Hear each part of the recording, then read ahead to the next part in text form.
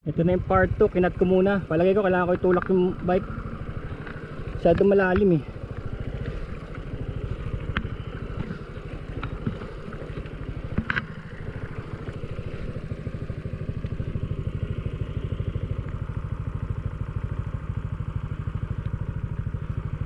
Dapat pala wag sa tubig. Kasi pag sa tubig ka sigurado malambot talaga. Dahil may tubig na eh. Ito na.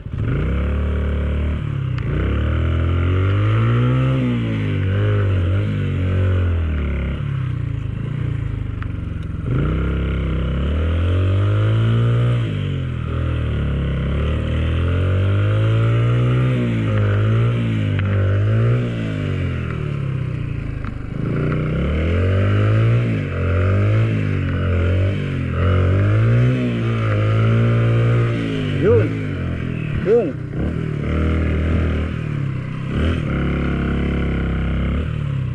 Dito mayayari yung PG1. Yung putik niya, yung tapalodo.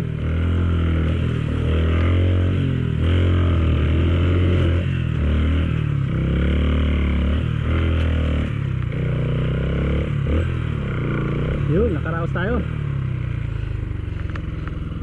Pakita ko lang sa inyo yung damage ha. Kaya tignan nyo nangyari sa bike. Kaya yung tapalodo ng PG1 dito yung problema. Magiging problema nga yun. Ayun. Buti na lang naka plastic shoes. Eto mas maganda pala dito. Dito kahit pa paano mababaw siya. Pero pag may tubig na kasip na nagiging quicksand. Quicksand na siya. So wala akong putik sa katawan, sapatos lang dahil yung box ko. Dahil yung box ko ay ano, sinasalo niya. So palagay ko yun yung pinakamatindi kasi nagkamali ako putik ang dinaanan ko.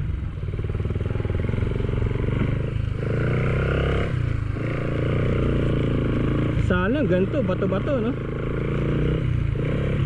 Oops, what's that? There's a stick.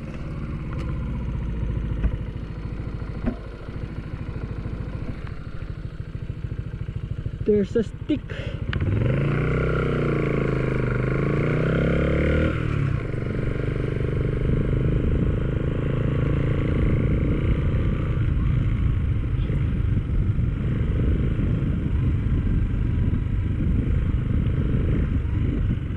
Hindi naman bago na sa akin tong lugar na to eh, dahil nagbabike kami dito eh.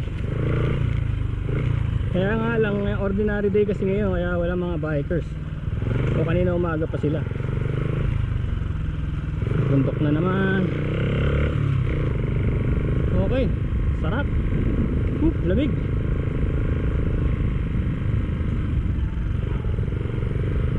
Palagay ko lang kung dito ka nagtatrabaho tapos inutusan ka na ano, lumabas, may bibilin, wala kang magagawa. Susunod ka. Mga security, diba?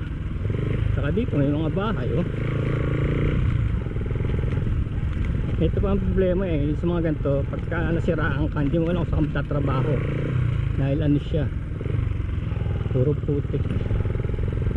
Ay, salamat.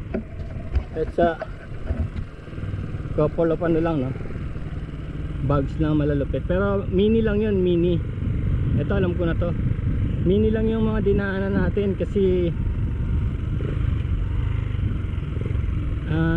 may tao na rito eh. May tao na kasi rito eh. Malapit tayo sa Buso-Buso eh. Sa Buso-Buso Marilake. Pumasok tayo sa Modesta. Malapit na tayo eh. Pwede na ako tumayo-tayo rito. Kakapanood ko ng video sa internet. Oops. Kakapanood ko ng video sa internet.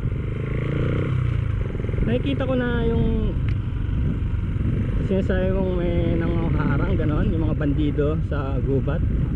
Wala masyado, walang ganong kwento eh. Walang mga ganong kwento ang lumalabas eh. Talagang yung safety mo lang talagang.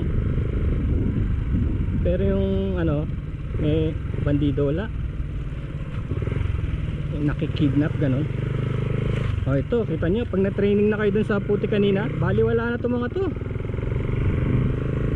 Baliwala na. Tapos nakikita ko nyo parang nagrereklamo ko na hindi na ako babalik doon. Pero sa simula lang siguro yon, kasi kung talagang sanay ka na sa ganito, babalik ka. Pero hindi tayo babalik kasi ron eh. Lalabas tayo sa highway, patawid to eh. Shell Buso-Buso, punta tayo sa Shell Buso-Buso. Time is 4:47 na, mag-alas 5 na. Ayan oh. Meron pang shortcut oh. Meron pang dami naman. Oo, ayun, gumawa sila oh. Ang gumawa siguro nito mga ano, mga mountain biker. Hindi naman sa actual hindi nila kaya no? Kaya lang yung mga pyesa kasi nila mahal. Ayaw nilang masira, ayaw nilang kalawangin. Hindi kagaya ng bike ko, panapon na. Hindi, sorry, mahal na mahal ko pala itong bike na to. Baka ngayon po arte-arte. Uy, yaha! There's the last. Yun, nakalusot tayo dun oh. Ang ano ko lang, sana hindi siya talaga ano. Pero mini lang to ah. Mini lang to, wala man tayo sa malayo. Mini lang, mini trail lang to.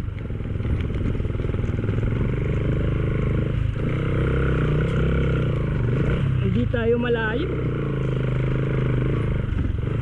Modesta lang to eh oh. Tsaka yung takot-takot, nakakatakot. Di nakakatakot kasi ano, property to eh, ng Araneta. Araneta property to eh. Magiging ano to, subdivision soon. Tapos itong kalye na to magiging highway to. Magiging highway to, tignan nyo. Magiging part ito ng C6. Magiging super highway to, C6. Dumudulas pa rin yung harap ko kahit 20 na. Dapat talaga yung kaparehas pala sa lip. 20 na lang to. Siguro nakutingan ng putik no. Palagay ko ngayon nakutingan siya ng putik, tapos yun ang dumudulas pag na-encounter niya yung bato.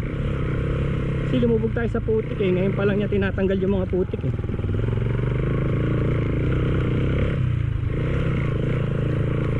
Ito, Oliver, tignan mo na to.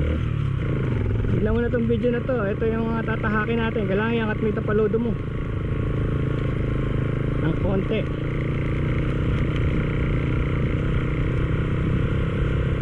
Ito maganda pa eh. Alam nyo kung bakit? Kasi hindi siya all the way putik. Sabihin may chance na mataktak yung putik.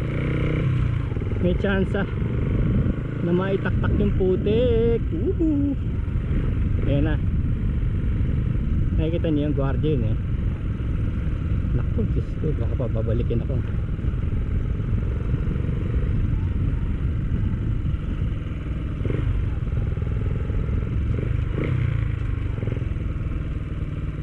Boss, tatawid lang po sa Buso-Buso. Pwede? Yun. Thank you, thank you.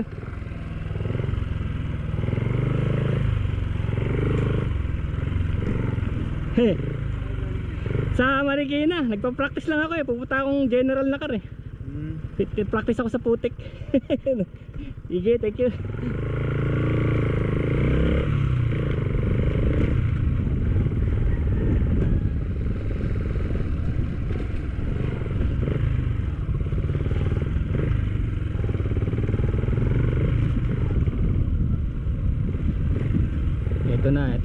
Ito na, property din ng ano to, ng Rojas to, Rojas.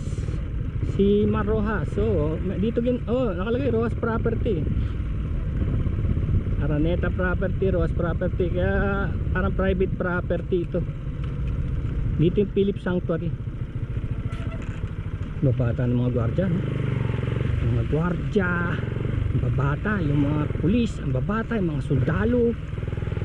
Ibig sabihin, sobrang tanda ko na. Woo! Pero yun, magandang practice yun. Hindi tayo pwede mag-general. Ito yung Philip Sanctuary. Hindi tayo pwede mag-general na car kung hindi natin gagawin yun.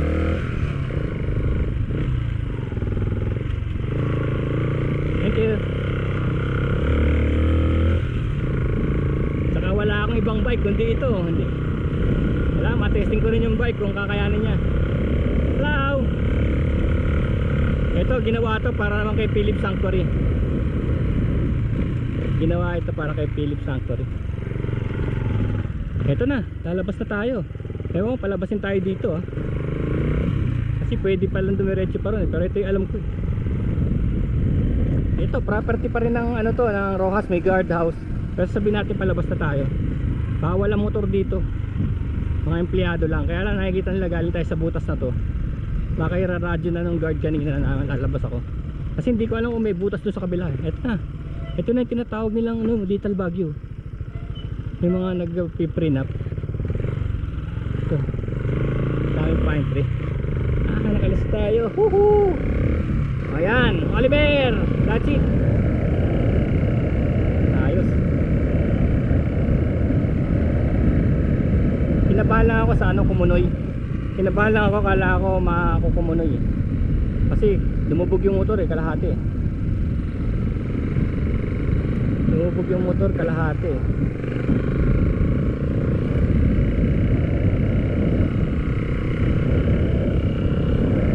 Pero isipin mo, makukumunoy. Ito yung guard house oh. Wala na rin guard house. Ayun.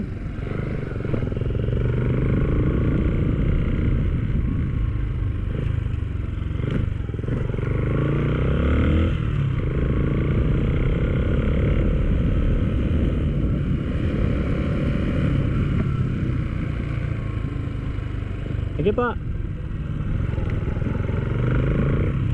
Giant store. Uhuy.